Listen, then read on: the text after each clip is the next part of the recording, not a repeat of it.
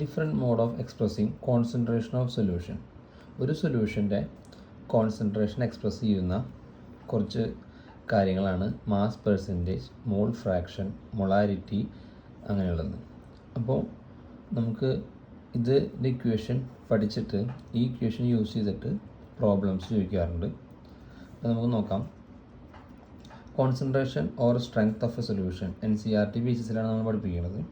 പല സ്കൂളുകളിലും ചെറിയൊരു നോട്ട്സ് വെച്ചിട്ടാണ് പഠിപ്പിക്കുന്നത്. അപ്പോൾ അങ്ങനെ പഠിക്കുമ്പോൾ നിങ്ങൾക്ക് അതിൻ്റെ ഒരു ബേസ് മനസ്സിൽ നിൽക്കണമെന്നില്ല.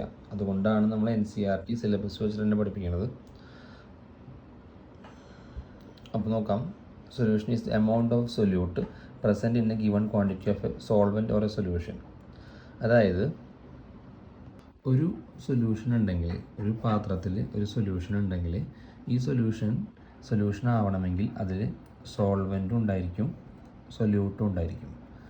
നമ്മൾ പഠിക്കാൻ വേണ്ടിയിട്ട് കാലങ്ങളായിട്ട് ഈ സൊല്യൂട്ട് കുറവ് അളവുള്ളതും സോൾവെൻറ്റ് കൂടുതലുള്ളതെന്ന് മനസ്സിലാക്കി വെച്ചാൽ മതി.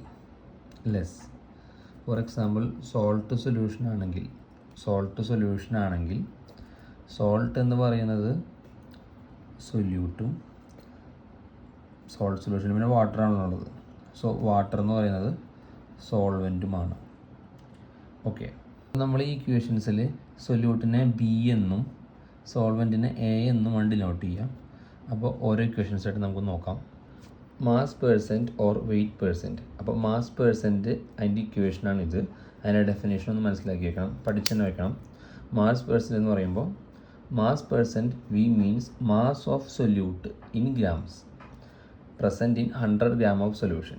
അതായത് 100 ഗ്രാം സൊല്യൂഷൻ, ഇപ്പോൾ നമ്മൾ ഉപ്പുവെള്ളമായിട്ട് പറയുകയാണെങ്കിൽ 100 ഗ്രാം ഉപ്പുവെള്ളത്തിൽ എത്ര ഗ്രാം ഉപ്പുണ്ട്, അതായത് 100 ഗ്രാം സൊല്യൂഷനിൽ എത്ര ഗ്രാം സൊല്യൂട്ട് ഉണ്ട്. The mass of solute in gram divided by solution 100 ഗ്രാമിലുള്ളത് കിട്ടി.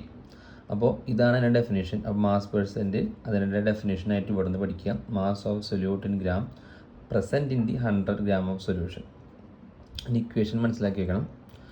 Mass percent is equal to mass of സൊല്യൂട്ടിൻ്റെ മാസ്. അപ്പോൾ നമ്മുടെ സൊല്യൂട്ട് എന്ന് പറയുമ്പോൾ ഉപ്പ് വെള്ളത്തിൽ ഉപ്പാണ് സൊല്യൂട്ട്. അപ്പോൾ മാസ് ഓഫ് സൊല്യൂട്ട് എന്ന് പറയുമ്പോൾ ഉപ്പിൻ്റെ മാസ്. എക്സാമ്പിൾ ആയിട്ട് കമ്പയർ ചെയ്ത് പറയേണ്ടതാണ്, അല്ലെങ്കിൽ പെട്ടെന്ന് നിങ്ങൾക്ക് കൺഫ്യൂഷൻ വരും. Into 100 divide by mass of solution. Mass of solution എന്ന് പറയുമ്പോൾ ഉപ്പ് വെള്ളം. അപ്പോൾ എക്സാമ്പിളിൽ ഇക്വേഷൻ പറയുകയാണെങ്കിൽ ഉപ്പിൻ്റെ മാസ് ഇൻറ്റു 100 ഡിവൈഡ് ബൈ ഉപ്പ് വെള്ളത്തിൻ്റെ മാസ്. അപ്പോൾ ഈ ഇക്വേഷൻ പഠിക്കണം, പ്രോബ്ലംസ് വരും. ഈ ഡെഫിനേഷൻ ഇവിടം വരെ പഠിക്കണം. ഇനി എന്താണ് മോൾ ഫ്രാക്ഷൻ?